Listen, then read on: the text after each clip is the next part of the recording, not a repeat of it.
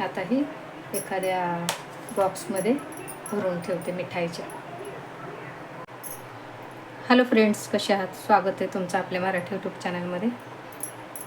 रक्षाबंधन आहे ना, तर रक्षाबंधनसाठी ओल्या नारळाची वडी करणार आहे मी. तर हे बघा, एरवी आपण नाहीतरी असं पण स्वीट काहीतरी नेतोच ना, तर म्हटलं ओल्या नारळाची वडी करूया मस्त. पण झालं काय बघा, एक नारळ चांगला निघाला आणि एक जरा असा पातळ निघाला आहे. तर बघूया आता तो खोवता येतो की नाही, तर मग मला चिरून तो मिक्सरमधून काढून घ्यावा लागेल. पण त्याआधी हा खोवून घेते. हा बघा, हा एकदम पातळ आहे. हा खोवता पण येणार नाही मला वाटतं, पण हरकत नाही. तो मी वापरात आणीनच, त्याची काळी बाजू पाठीमागची काढून घेऊन त्याआधी हा खोवून घेते आणि मग दाखवते मी किती म्हणजे चव निघतो नारळाचा ते बघूया. खोवून घेते. इथं बघा, नारळ खोवून घेतले मी. ते जे पातळ खोबरं होतं त्याचं पण निघालं. एवढा चव निघाला. लगेच आपण वडी करायला घेऊ. ह्या वाटीने मोजून घेते, म्हणजे आपल्याला साखर घालायला बरं पडेल. पण मी बरोबरीने नाही साखर घालणार आहे.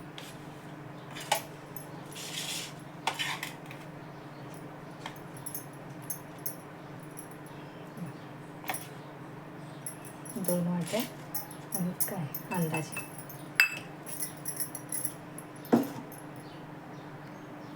कढई ठेवली, तूप घालते त्यात 2 चमचे. हे घरात केलेलं तूप आहे.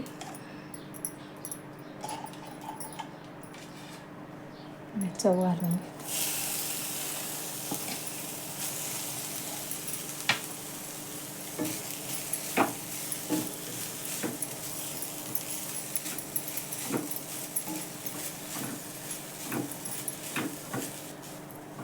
आता हा चव बघा, जसजसं आपण करतो तसतसा अगदी आपसून कमी होतो. तर साखर मी बरोबरीने नाही घालणार आहे. तर साधारण 2 वाट्या भरून होत्या ना, तर मग मी 1च वाटी साखर घालणार आहे. तुम्ही अगदी खूप गोड करायचं असलं तर बरोबरीने साखर घालू शकता. मी पूर्ण बरोबरीने साखर नाही घालणार आहे. ते जरा परतू देते, मग साखर घेते घालायला. हे बघा, चव किती कमी झाला. तर आता मी हे बघा, ही 1 वाटी साखर घालते त्यात.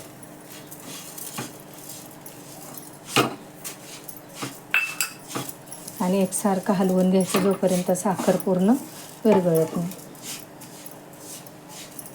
असं बराच वेळ एकसारखं हलवून घ्यायचं आहे बघा, म्हणजे चांगलं साखर त्यात विरघळते.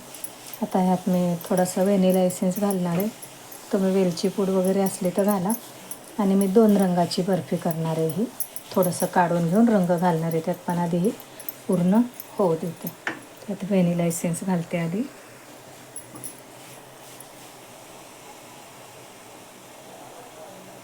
त्याने छान सुगंध येतो. परतून घेते परत एकसारखं आणि मग थोडीशी काढून घेते. हे बघा, झालं आहे. आता मी यातलं थोडंसं काढून ठेवते आणि अर्ध्यामध्ये रंग घालते. आधी हे काढून घेते, पण त्याआधी ना मी ह्या केक टिनला बटर पेपर लावून घेते. हा गॅस बारीक केला आहे. बटर पेपर घालून घेते. ह्या थोडंसं तूप लावते ह्याला.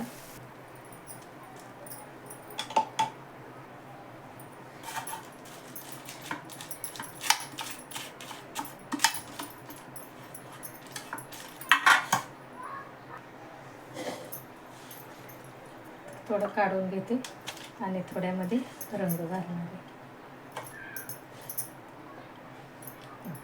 हे आधी व्यवस्थित सेट करून घेते.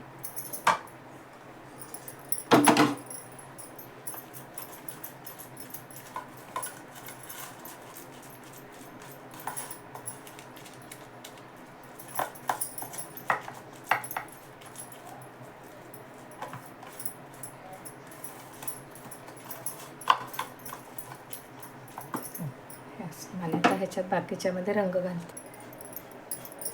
थोडासा रंग घालते.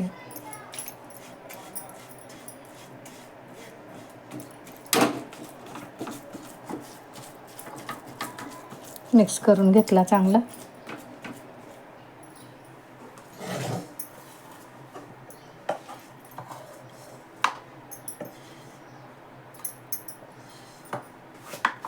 व्यवस्थित लावून घेते ही.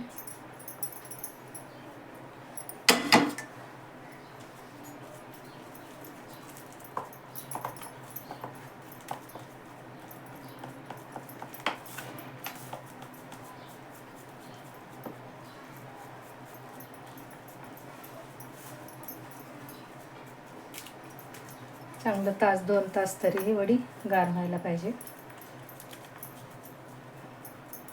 थोड्या वेळाने आखून घ्यायची आणि मग नंतर पूर्ण गार होऊ द्यायची. थोडा वेळ राहू देते. ह्याच्यावर हे बदाम लावायचे थोडेसे, पण आधी आखून घेते आणि मग पूर्ण गार होऊ देऊ आपण.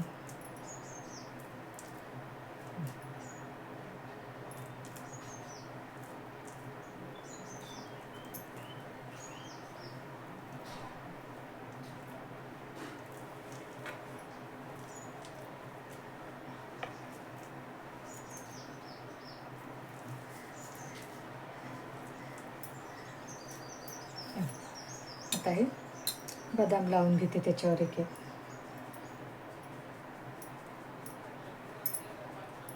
म्हणजे मग कापताना जरा त्रास होत नाही.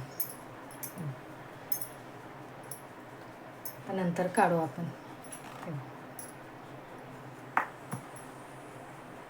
हे बघा, चांगलं तासभर मी ही वडी गार होऊ दिली आणि आपण आधीच आखून घेतलेलं होतं ना, त्यामुळे बघा व्यवस्थित आखता येतं. नाही तर काय होतं, एकदम कोरड्या झाल्यावर मग कापायला गेलं की मग तुकडे होतात. तर चला तर बघून घेते काढून.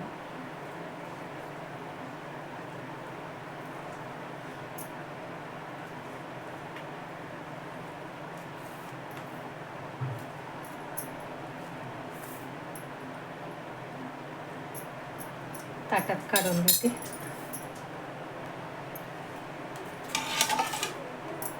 आपण बटर पेपर घातलेला आहे ना, त्यामुळे व्यवस्थित निघतं.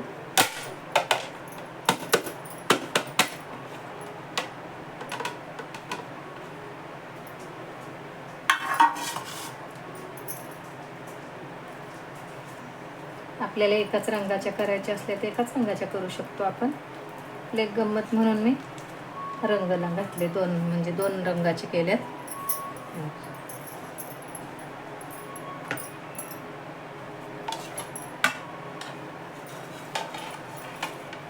तेव्हा अगदी सहज वडी निघायला लागली.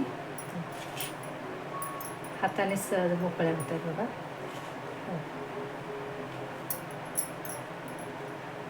आता उद्या पेढे नेण्याऐवजी मी ही माझ्या हाताने केलेली माझ्या भावाला राखी बांधायला जाईन तेव्हा खोबऱ्याची वडी घेऊन जाईन. हे बघा, तुम्ही पण अशाच वेगवेगळ्या प्रकारच्या मिठाई, नारळाची वडी काही करू शकता. आपल्या प्रिय व्यक्तींना आपल्या हाताने केलेली वस्तू नेली तर त्यात वेगळाच आनंद असतो. बाजारात तर पेढे, बर्फी सगळं मिळतं हो. हे बघा, अशी झाली ही आपली ओल्या नारळाची वडी. जरा खालचा रंग कमी झाला आहे त्यामुळे जास्त दिसत नाही. हे बघा, कशी वाटली कमेंट करून सांगा. आवडली तर नक्कीच लाईक करा, शेअर करा, सबस्क्राईब करा.